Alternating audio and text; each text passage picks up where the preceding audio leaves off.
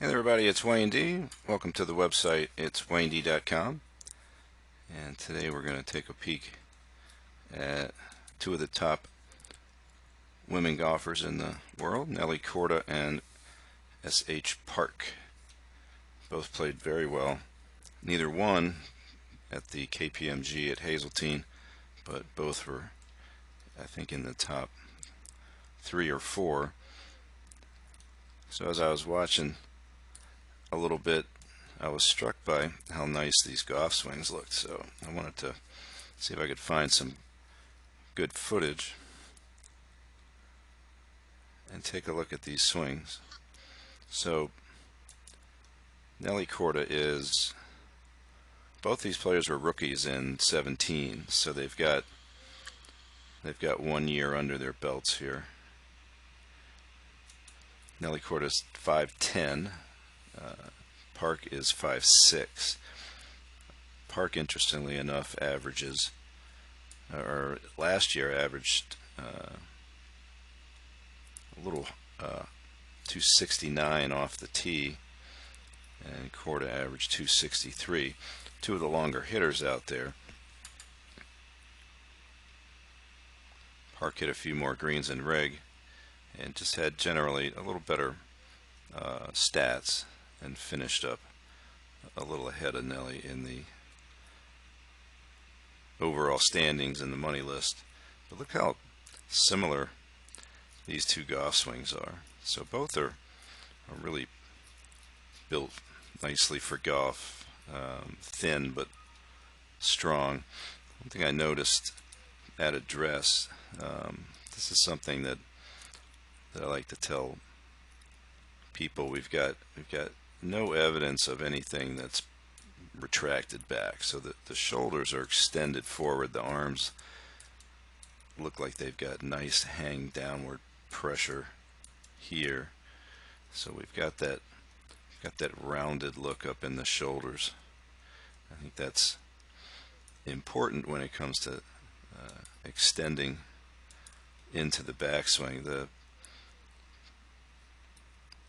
postures are both angled and excellent here. Light knee flex, maybe a touch more for Park. Arms, like I said, pretty much hanging nicely, but not in. Slightly out. By out, I mean just slightly out.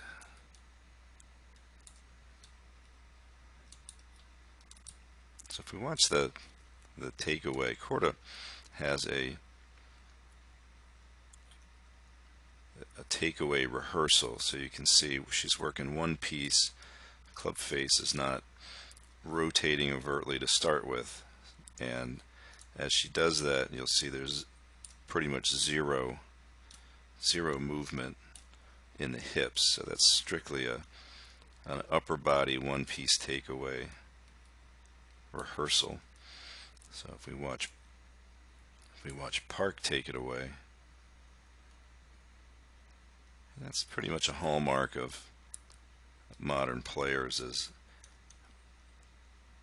I mean, if you go back a huge number of years, back in the 50s, 60s, 70s, you'll see a lot more inside the plane takeaways.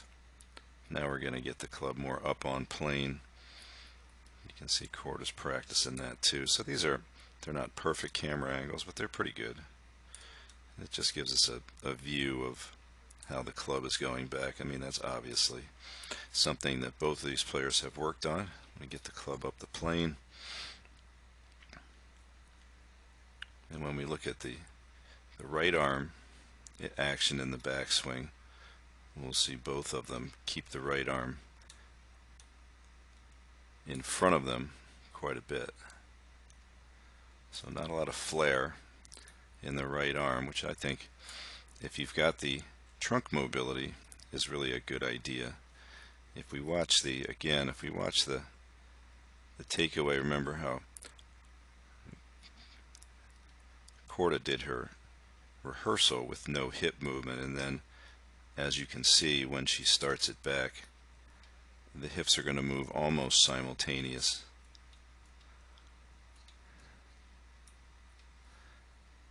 And if you watch Park, you're going to see pretty much the same thing. So no overt restriction in the lower body as we go back.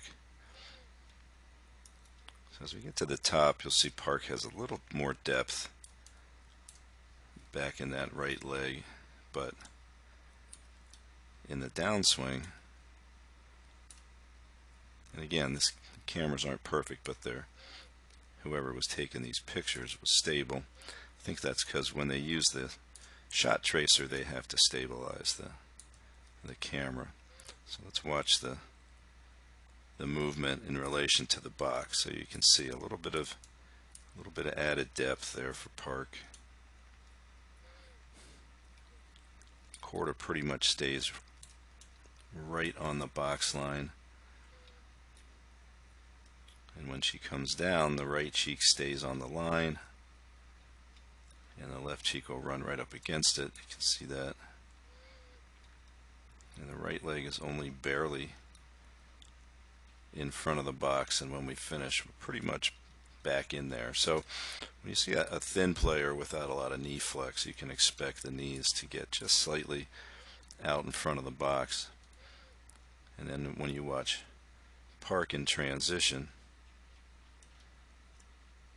you can see similarly the knees just barely poking out with the butt still on the line. Park's right leg has tendency to push a little bit more forward.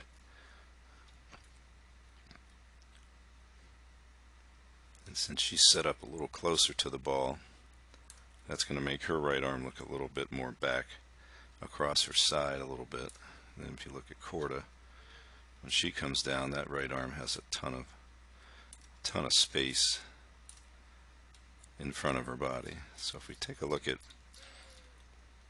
the other factor, when you look at that hip box, you also want to be mindful of what the upper trunk is doing as far as staying out over the ball, because that's what's going to create that space and maintain that posture. So if you look at Corda, that's just perfect. Now take a look at Park. It's a little different there. So you see Park's got that little bit of a backup move, and again, when the body moves back this way, the right arm is going to appear a little more into the side.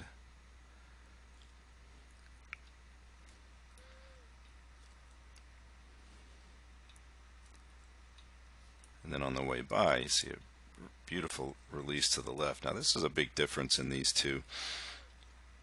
If you look at the left arm extension of Park here, now you really need some upper thoracic flexibility there to get all the way to there with the left arm straight. That's pretty crazy. Be nice. Corda lets her arm fold here.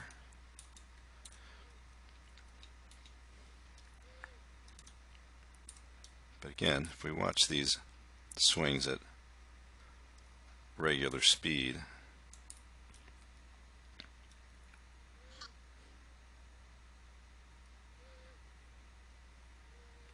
you can see it's pretty similar as far as the tempo goes. So I like both of these swings. Park is leading actually this week too. So let's go to a little different swing. Here we have swing on the par 3,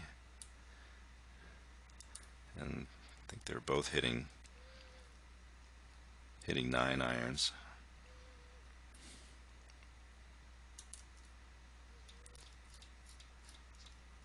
So I really like this when Park takes it back. Watch the head. So I've always been a big fan of loading and compressing into the ground, adding right hip flexion, maintaining right knee bend. She does that great. And then a little more lowering as she finds the ground to get the right hip to change direction and drive the hip somewhat forward. We watch watch Corda, you're going to see pretty much the same idea. There's a little bit of compressing into the ground in the backswing here. And then again, another little bit of down as she uses the force against the ground to propel her forward. So she's got the forward push off the right, and then she's got the foot torque going this way to open up the hips. Same thing with Park. Get a lot of room for the arms. Hips nice and deep.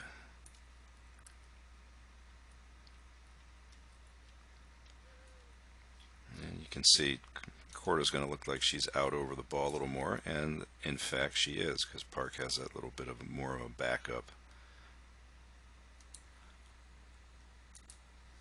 And then one more swing from the driver.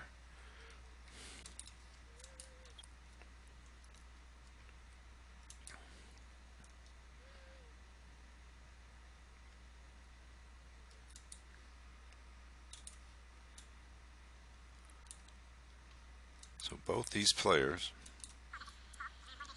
are hitting the ball at 151 or 2 miles an hour ball speed, and that is that's exactly what I've been getting. So if I went out to play with these two, we'd be hitting at the same distance, although they'd probably hit more fairways than me. So anyway, these girls can great golf swings, and they can really hit the ball, so it's fun to watch.